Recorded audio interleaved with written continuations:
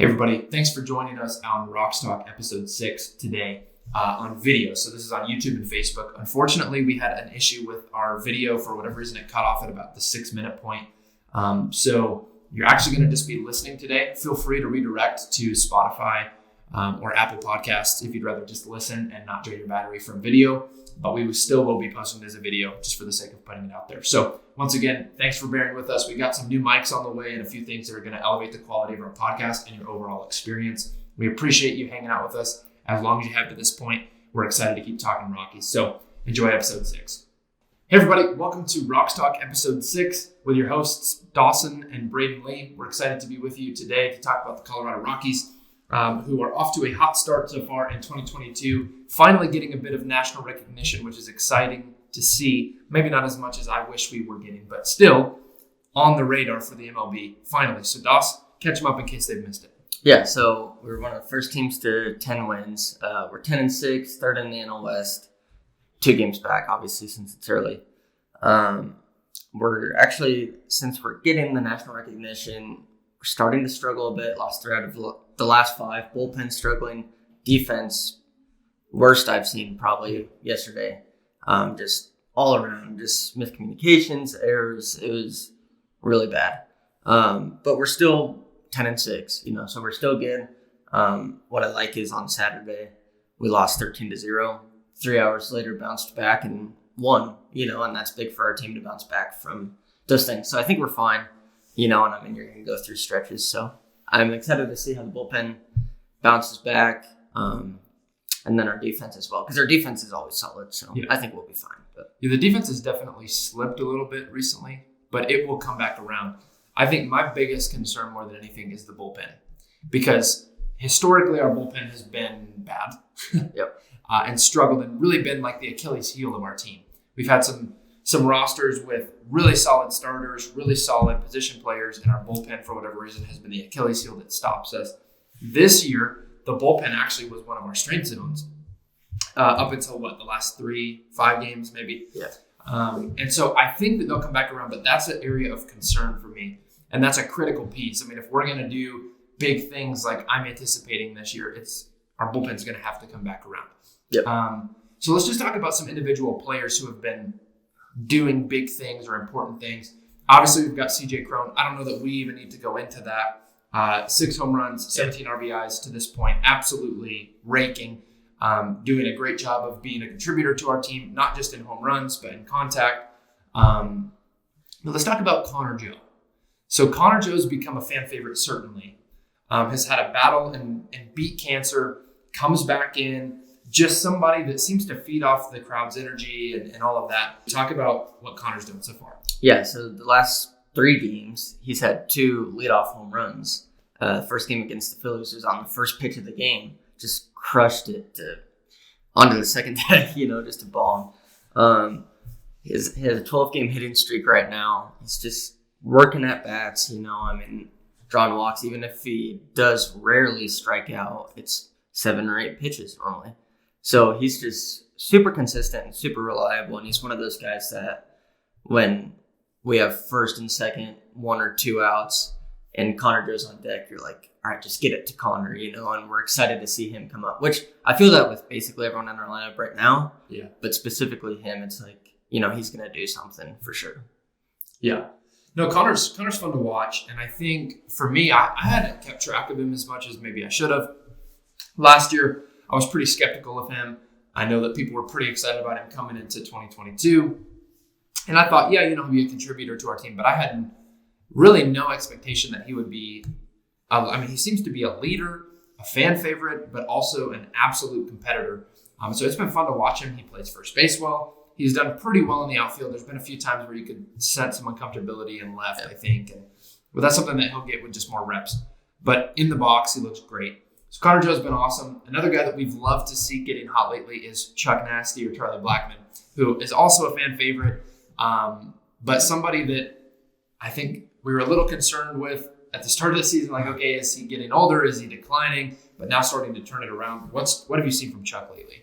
Well, one big thing is last year was the same thing, but it took him 3 months to get going. So we didn't see even the past few games last year until June or July.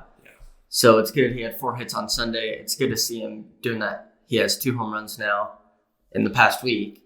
One Saturday in the nightcap of the doubleheader. So he's starting to, get some base hits and work in some counts as well, drawing some walks. So that's good to see. And if he gets going, that's a really good sign. So. No, we're still not going to see the. I don't think. Correct me if I'm wrong, but I don't think we're going to see the power that we used to see from him. I know people are saying, "Oh, last year was a down year. Maybe he comes back up this year." I don't think we're going to ever see the power get back to where it was. But if we could see some consistency, 4 hits. If he can put up good at bats and be a contributor in our lineup, then obviously we can keep him in. Do you think the power is coming back, or is it dwindling? Well, I don't know. I feel like whenever I'm at Coors Field, he hits a home run a lot of times. So maybe if I'm at more games, he'll hit more. But I can see 15 to 20, honestly. Okay. Which isn't too much, but that's really good still. Yeah. So big contribution. Yeah, I think he had 12 last year. Maybe he didn't even have 10. But I could see 15 to 20. So Charlie defensively, though, is a little concerning. Even last night during the game versus the Phillies, we see a ball that Schwarber hits about a mile high. I get it. But Grichuk's in center, Chuck's in right. Looks like, Charlie's calling for it. Grichuk's coming in. The commentators were saying it's the center fielder's ball. But it looks like he's calling it, and then he just gives up, and it just drops in between him and scores, and runs score. And then we've seen some misplays in right at Coors while we've been there. So he should be in our lineup, right? Or should he be DHing? Where are you feeling like he fits right now?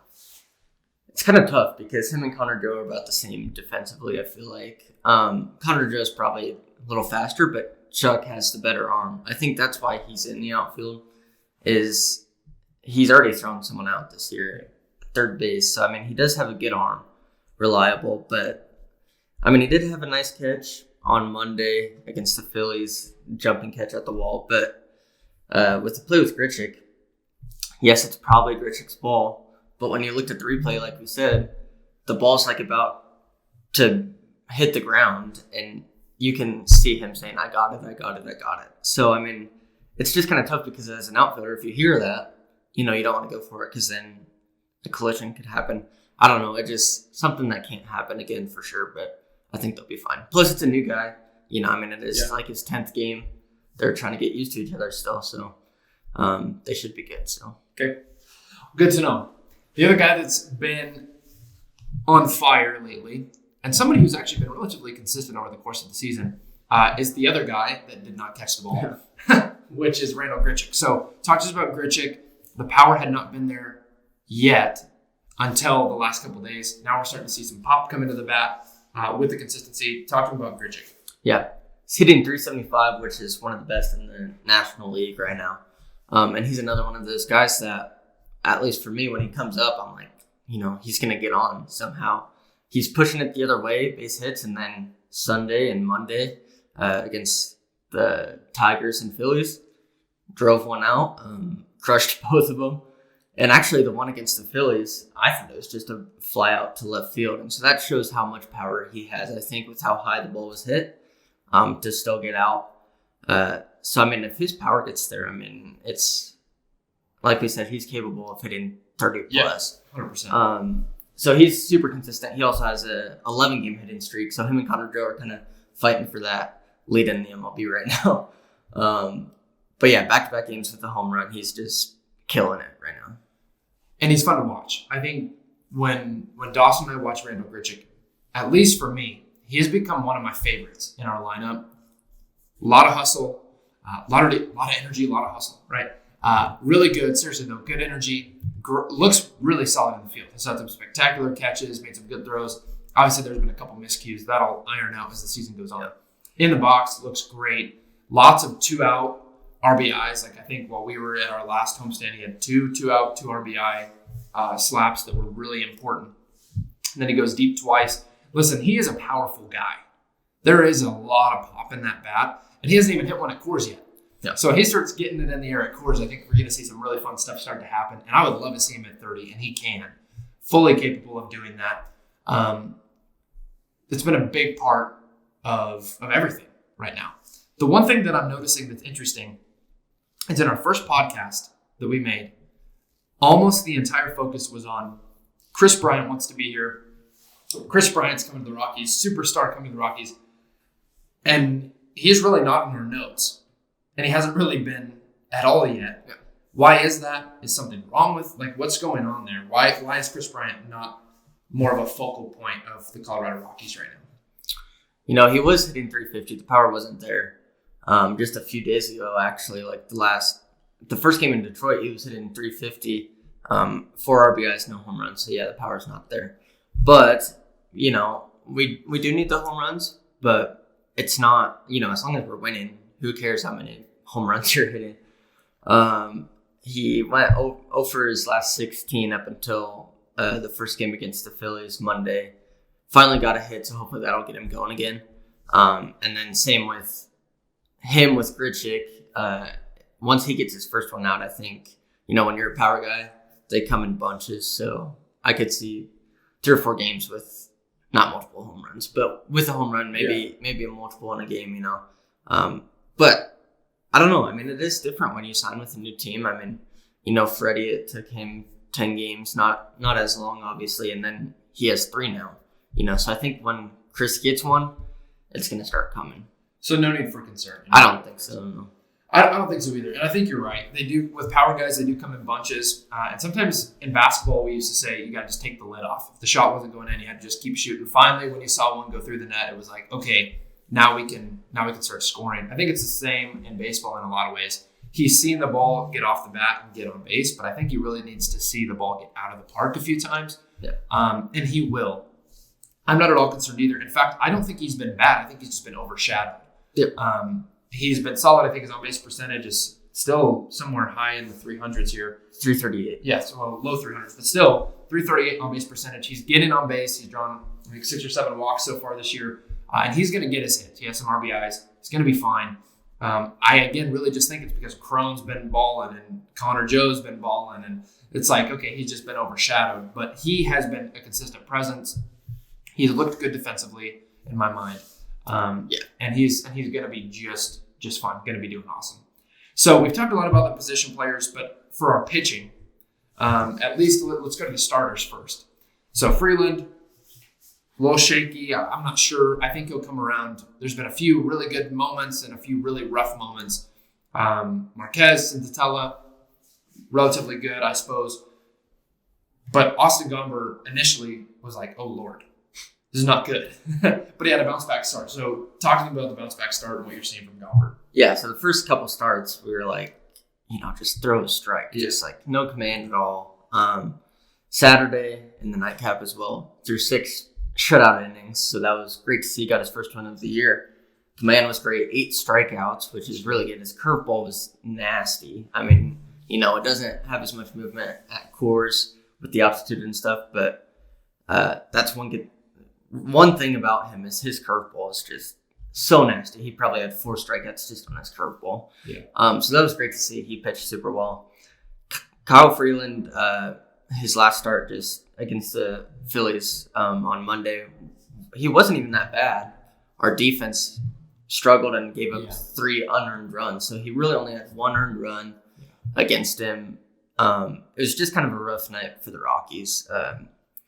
But it was good. He did pitch better. But I think he's still not quite where he needs to be and can be. But I think he's getting there, so that's good. So Gomber's our 4 spot, and our 5 spot is Chad Kuhl. Yeah. And coming in, we had that conversation with Drew Kreisman, and then you and I talked about it too. It was like, okay, Chad Kuhl is either going to be a great 5 or like, Lord help us. And I was leaning more toward the Lord help us side of things. I was like, I don't know how I'm feeling about this. We may have to look at bringing somebody up. I didn't have a lot of context, I guess, for Chad Kuhl. I didn't know a ton about him, hadn't watched him a lot. And the times that I had seen him, I wasn't overly impressed or anything. So I was like, okay, maybe he can be a consistent guy. But honestly, he's been our best arm to this point. So what's his stats right now? Like, where is he looking? Because he's crushing it. Yeah, so he's not like super big in the strikeouts, but I mean, he is about average right now. Has 13 strikeouts through 3. He's leading the Rockies in ERA with 1.10.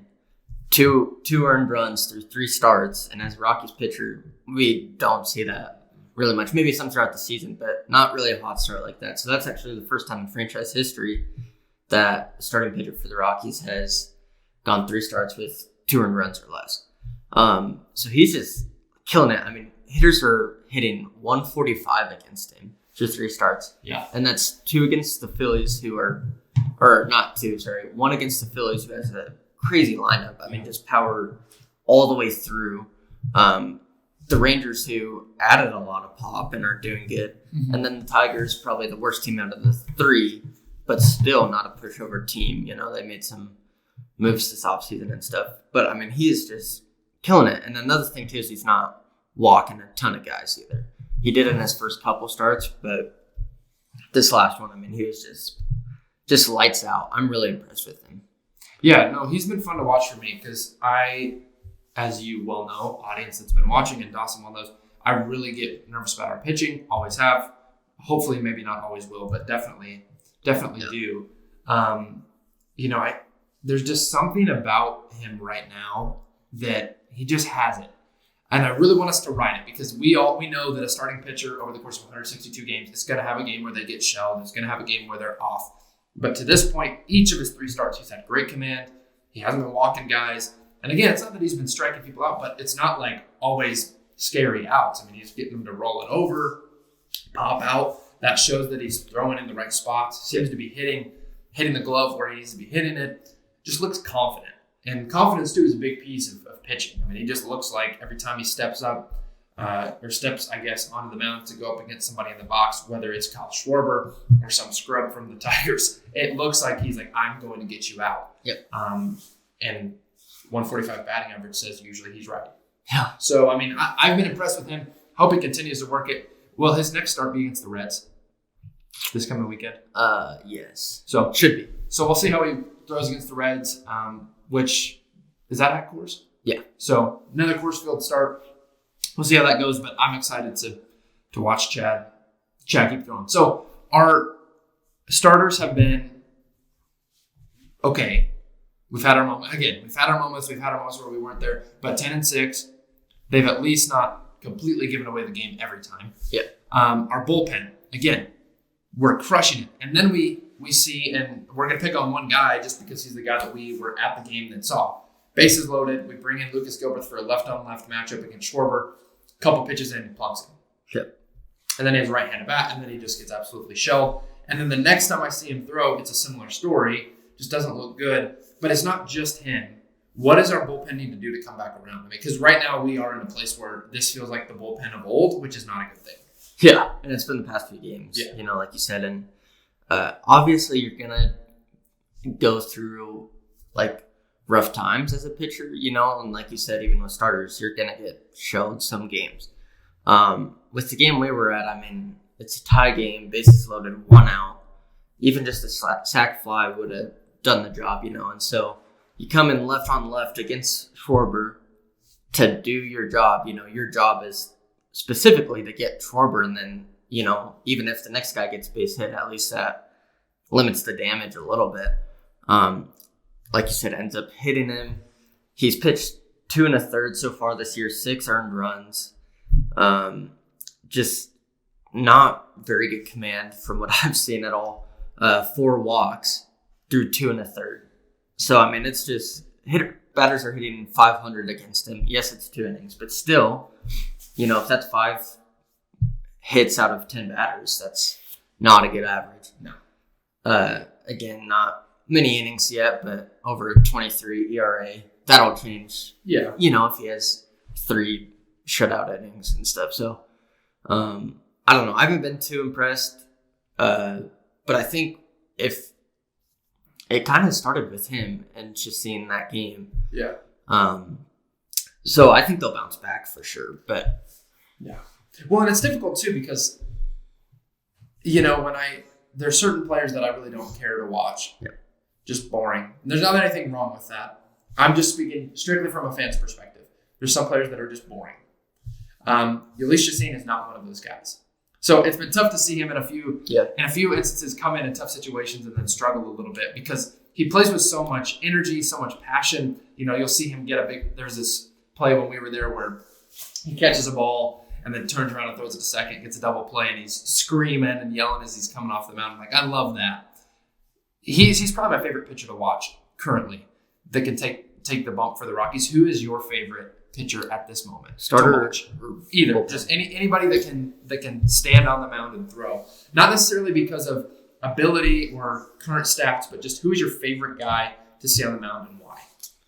Oh, jeez. Well, I love watching Marquez. He's been like one of my favorites for past few years. In terms of like playing well and stuff, though, probably just Chad Kuhl, just because he's just been so fun to watch. He struggled in spring training, but he just looks like he has a fire lit under him, just like really passionate and just, he wants to compete and win out there. So he's been super fun to watch. And then also just going back a few steps to Gilbert, just something kind of for the fans, something that I've been thinking. I try not to be too critical and stuff, but, a lot of people have been like, give him a break. He had COVID 2 weeks ago and stuff, which like I get, but, he's healthy now. Robert Stevenson's thrown 2 innings and has a 0 ERA, so, I mean, he's doing his job and he was in the same situation. And then also you got to think like when we played baseball, if we were really sick on Wednesday and we had a doubleheader Friday and we went 1 for 7, we or the fans or coaches aren't going, well, you were sick 2 days ago, so you're fine, And yes, it's COVID, but I don't really see a difference with that at all. You're sick, you're healthy. He's just got to do his job. Yeah, I mean, if you're cleared to play, you're cleared to play. Yeah. I don't care if it's from a broken arm or COVID or the sniffle. If you weren't in and now you're back. Again, I know there's different impacts on the body, but Dawson's specifically referring to an interesting Twitter argument he got into where a guy was basically defending him, saying, oh, give him a break. He hasn't pitched. He hasn't done anything. The reality is I have a hard time giving a break to people who make a lot of money to do their job and not do their job. Even just if it was a workplace, let's say it's not on the baseball field. If I come to work and I'm supposed to be able to do this, that, and the other thing, and I'm cleared to be back at work, and I was just sick last week. Yeah. Which at least he, from what I know, he's not making that excuse. He is not making the excuse. Yeah. But other people, the coaches, but fans. So just for the fans, basically, Dawson's lovingly telling you to shove it because you need to understand that, we can defend our guys, we can like our guys, but at some point, especially when you're at the bottom of the bullpen like that in terms of stats, it's like, hey, you're on the cusp, you may go to AAA. So it's not, oh, sorry, Lucas, it's like, no, perform or we'll bring up somebody else. Yeah, well, our bullpen was amazing. Until, and it wasn't like, I understand more if you're making your pitches and they're just getting a blooper over the first baseman, and just doing stuff. But you hit a guy that you come in to get out, you walk 4 guys, you groove a fastball right down the middle of that. Johan Camargo crushes. I mean, it off the bat. It's like, oh, Lord, that's 3-run shot. Just really not good command. So, I mean, hopefully he'll get there. But our bullpen went from one of the best in the game to already, which that happens early because just little stuff can change so much. Because, now we have, the 3rd or 4th highest ERA out of the bullpen this year. So, I mean, that could change in 3 games, like we said, but they need to turn it around, and I think they will. Because when you look at our pitchers, I mean, we really do have some good bullpen arms. It's really just those younger guys like Lucas Gilbert and Ashton Godot is a rookie. He's actually done really well. He looks good. But it's one of those things where, we're not being critical in the sense of send them down, get rid of them. It's just like, hey, based on what we're seeing through the first 16 games, they don't look good. And that's a weak spot for us. Anytime Dawson is critical of somebody, that it must be real because I am, and again, if you've watched this show for any length of time or if you plan to continue to watch it, Dawson is usually the more even-keeled stat guy. I feel this in my gut, or I'm mad and so I feel it in my heart, or I'm excited and I'll just say what I think. And it's not always right. Dawson has historically, before this show was a show, been more correct about predictions and things like that because he doesn't operate based off emotion. Whereas I wear my emotions on my sleeve. I did when I played, and I definitely do now that I'm, spectating and giving my thoughts. So take that with a grain of salt. The one thing that is important, just kind of a generic baseball fan thing, maybe you're a fan for a long time, or maybe you're just kind of coming around because you're supporting us, which thank you if that's why you're listening. In baseball, when you're early on in the season, there are things that can switch dramatically because there's not a lot of stats. So an ERA can go from 30 down to 3 in a matter of starts because you just get more innings or whatever. So don't take these stats that we're saying right now to heart as if it's going to last for 162 games because it's not. And if it does, they'll be in AAA. Like, you don't have to worry. If the ERA stays at 24, he won't be in Rockies pins for very long. So it's an important thing to say, of course, with baseball. But at the same time, we make critical analysis right now, and we're not the only people that are doing it. And so, anyway, take that for well, yeah, because in a couple weeks, he could be our best arm in the pit. 100%. So, and I hope that happens. Yep. Anytime somebody wears a Rockies uniform, our goal is not to demean them and make them feel terrible. Though they'll probably never hear this, maybe they will. Is not to make them feel terrible or just be completely critical of them. It's just to make observations. And right now he's struggling, but we always hope that in the next couple games a switch flips, he becomes a lefty killer for us, whatever. That'd be awesome. And he has the potential to do that. He has the stuff. He doesn't have the command right now. And if he gets the command, we'll be in a lot better shape. Yeah, and just with him specifically, it's different if it's Ashton Godot, Alex Colome, a righty who you got the next guy up ready to come in or, just fill in, pick you up and stuff. Well, with Gilbreth, he's our only late inning lefty. So we need that lefty to be able to do your job. And, because you can't call in the next lefty. Our only other lefty is Ty Block, and he's really our length guy in the 5th or 6th inning, But which I've liked Ty Block too. Just complete side note, I've enjoyed him. I know he didn't do as well in his last outing, or appearance, but I've liked him a lot. So the Rockies have been fun to watch. Again, we're being a little more critical now. There's one more thing that we need to talk about that in some ways I don't even want to talk about because, again, it goes back to the criticality, and that's not really who we are. But there's a particular guy in our lineup that's absolutely killing us, not just offensively now, but defensively. And now it becomes a time for, I think Bud Black, and we even saw it over the weekend, is probably starting to turn the wheels in terms of, hey, does Brendan Rodgers need to be in this lineup the way that he is? Does he need to be starting? Doesn't he need to be hitting where he is? Talk to us about Brayden Rodgers. Well, if you don't know what a slump is, look at Brayden Rodgers to start the season. He's 4 for 48, which, again, in 20 at-bats, it could be one of our best hitters, So that is good. But we've given him start after start now the past week to try to get back. And just 16 strikeouts, hitting 083, not drawing many walks. When he does make contact, it's pretty weak. The first game of the year, actually, he had a solid line drive, sac fly. I think it was our first run of the year and stuff. I was like, sweet, Brennan's going to be good. It's only RBI. Yeah, he only has 1 RBI. And then, like you said, it's not just offensively, but defensively, making really just kind of mental mistakes. I don't even think he has any errors, honestly, but for sure some mental ones. And some that have cost us some runs. I think of the first game in Detroit, we should have been out of the first inning 0-0 tied. But first and third tried making a hero throw to first with Miggy running to second, who's probably one of the slowest guys in baseball. And instead of just tossing it to Iglesias, tries to hit the too low throw from second. And, we don't get him. Next pitch, 3-run ball. Yes, that's on the pitcher, but still should have been out of it, Yeah. So I agree with you that it's probably stirring in the coaching staff's minds, hey, Trejo has been pretty consistent. He went hitless his last game Sunday. Yeah. But still, he's been pretty consistent. He's been good in the field from what I've seen. There was just one mistake last week where probably could have had a double play, but just got one out. Didn't hurt us. That's something you can live with. Yeah. I hope to see Trejo in there. Hampson should be coming off the IL here in a few days, I think, as long as he's good. He's someone I really like and has speed. I know you don't care for him too much, but I'd like to see him get some starts at second too, because Trejo is young. Hampson has more experience, and he gets hot, and he has sneaky pop too. So, and a good glove. So I don't know. I mean, I like Brennan, but if you're not, again, doing your job and you're not, like, yes, there's slumps, and Cody Bellinger went through one last year. We don't want that from Brennan.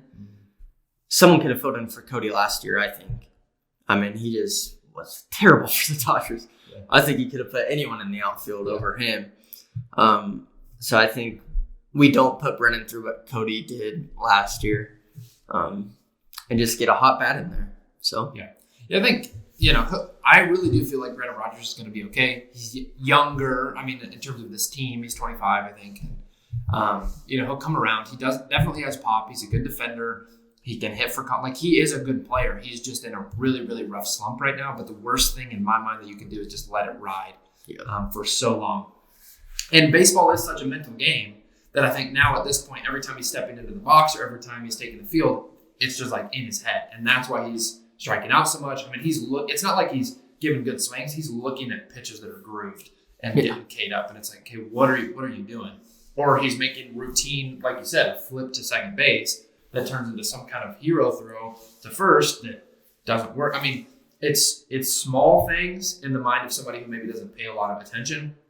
But for somebody who really watches the Rockies like we do, it's big, consistent problems that it's like he's just got to reset his head, because I think it really, at this point, I think it's a lot more mental than it is skill, because we know the skill is there, but mentally he's just not. Yeah, I don't think it's skill. I mean, he did really good in spring training and, had a good year last year just with some injuries, and took him a bit to get going, honestly. But once he hit his first home run, that really got him going. But he's really doing the right thing at the plate to start. I mean, he knows he's in a slump, like you said. I mean, he looks up at the scoreboard, sees a sub 100 average. I mean, he knows it.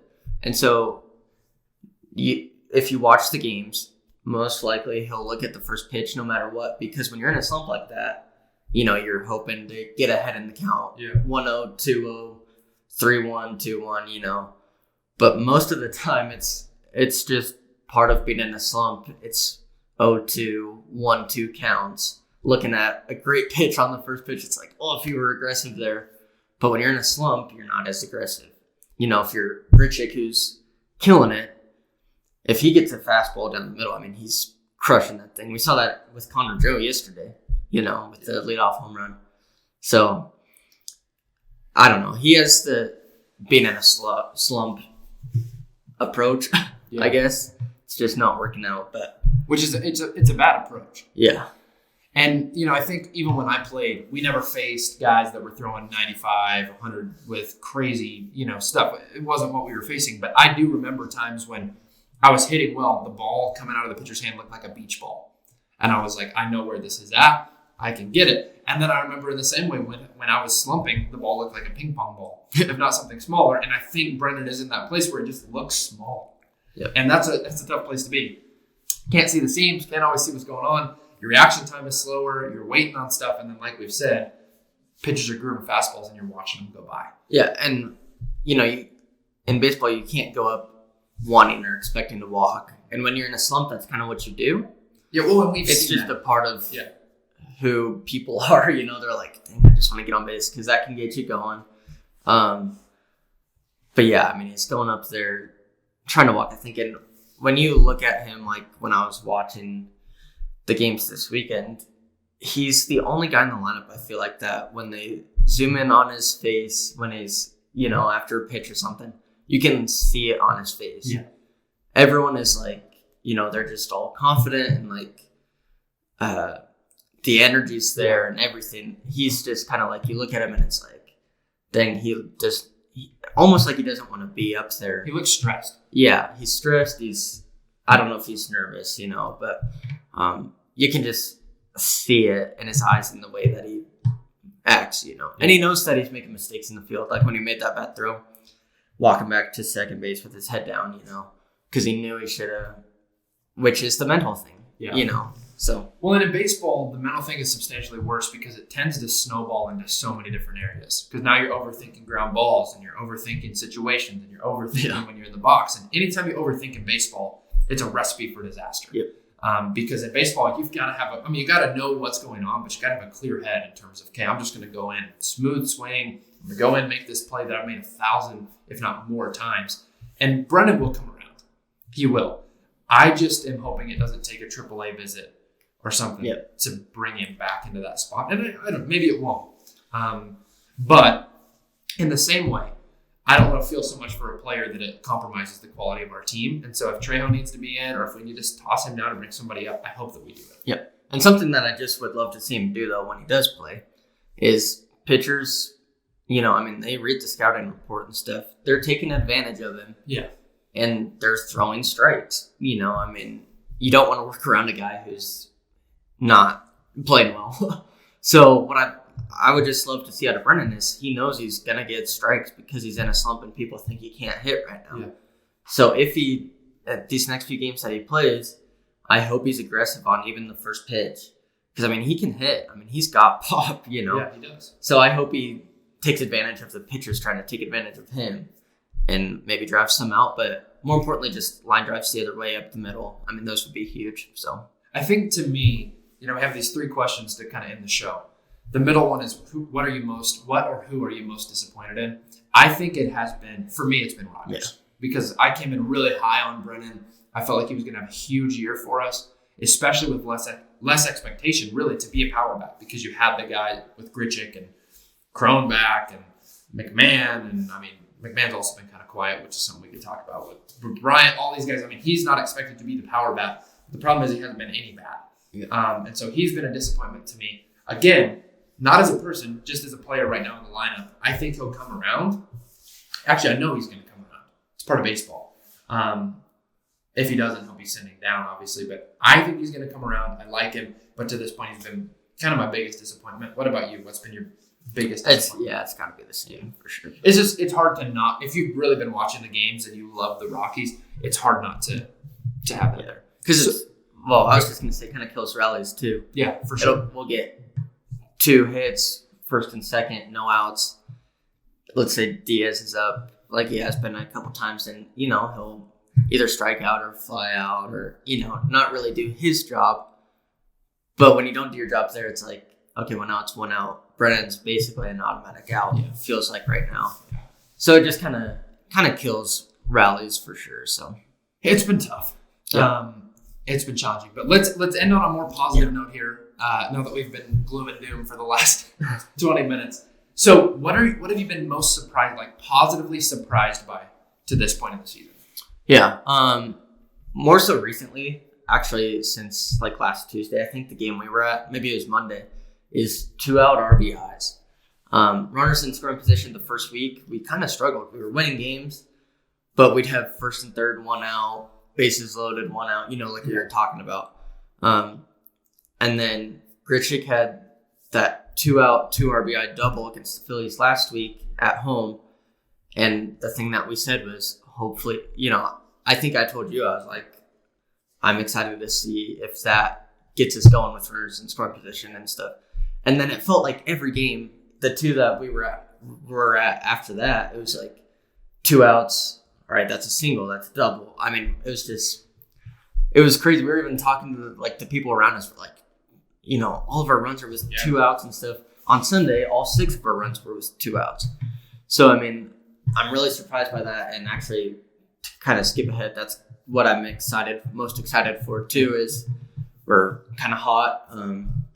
Not so much the first game against the Phillies, but 1 game, it's going to happen. So I'm excited for that. But then I'm also just excited to get back to course, get back in front of our fans. We're playing the Reds than the Nationals, 2 really, really struggling teams, more than the Cubs last week. Opportunity to take advantage. Yeah, we really got to take advantage. I'd love to see a sweep or 2 before heading out on the road to, I think it's Arizona, which another struggling team. Yeah. So we'll see. Yeah, we have the potential to put a lot of wins on the board here in the next week and a half, 2 weeks. And I really hope that we do. Sometimes I've noticed that you hear a lot in sports, you play to the level of your opponent. I hope that's not the case for us. I've seen that at times where we're rolling against some teams or we're beating, even like the Dodgers, like, hey, we're beating teams maybe we shouldn't beat, and then we come in to play teams that we should beat, and we split with them or somehow lose the series. And it's those things that really hurt over the course of a long season. And when you're going to win 90 games, like, again, I'm holding to, if you're going to win 90 games, or if you're going to be second in the NL West, it's not going to come from getting lax or lazy when you're playing teams that you should win. It's when you put your foot on their throat, get 3-win sweep, 2 wins out of the 3. I mean, if that happens, we're looking at a 15-7 record, which is, it could be crazy, or, plus. And so I really want us to take advantage of that. I think I've been most surprised by our bullpen, minus the last couple days. They've shocked me. I thought for sure that was going to be the Achilles heel again. Last couple days, it has been, but to this point in the overall season, they've been surprising to me. I've been pleased with Tyler Kinley. I've loved watching Elisha Seen. I've been frustrated by, Gilbreth, but Ashton Godot's looked good. Justin Lawrence has looked awesome. I mean, it's just been a solid time. Blocks looked good. Esteves will get going. It's one of those things. So for me, I think the pen has been most surprising, and I'm most excited to see Chris Bryant heat up. That's just where I'm at with that. He's a superstar. He's going to be crazy. When he gets hot, it's going to take the league by storm. I'm just hoping that he gets hot and Crone stays hot and Grichuk. I mean, if all of them stay hot at the same time, we've got potential to be, Blake Street Bomber-ish again. And I know that's big for anybody that's a Rockies fan. I know maybe you're just like, holy smokes, that's a big name to live up to. I'm not saying that's who we are. We'll need to be that in our own way. But so much pop. Yep. And if they all get hot at the same time. So I really like Chris Bryant. Much better since he's in a Rockies uniform. And I really, really want to see him going and get going. And I'm excited to see when that happens. And I'm going to be like Dawson and add one more thing. Ryan McMahon is one of my favorites. Absolutely love him. He has been quiet too, for the most part. 8 RBIs. He's hit 1 out. I mean, it's not like he's not making an impact. He's just been quieter. Yep. And really, the same as what I said for Chris, just overshadowed by Crone and Joe, I think. But to see him get going again and really make a big-time impact will be great. But defensively, he's already been stellar. So that's where I'm at with that. Any final thoughts for the viewers before we let them go here? I don't think so. Just hoping to get a split against the Phillies on the road. That would be honestly amazing. Yeah, and we need that. So, again, we always say this, but if you're not watching the Rockies, you need to be watching the Rockies. If you want to stay up to news and things that are going on with the Rockies and you're not able to watch or whatever, go ahead and give us a follow on Twitter, Instagram, TikTok, Facebook, any platform really you can find us. We do our best to keep you up to date. We're not always the source for the news, but we'll definitely share from the source and give our 2 cents on it. We'd appreciate follows and engagement there. We'll see you next Tuesday for our next show, and hopefully by that time, the record will be looking even better than it is right now. I guess that's it. Go Rocks. Yep, go Rockies.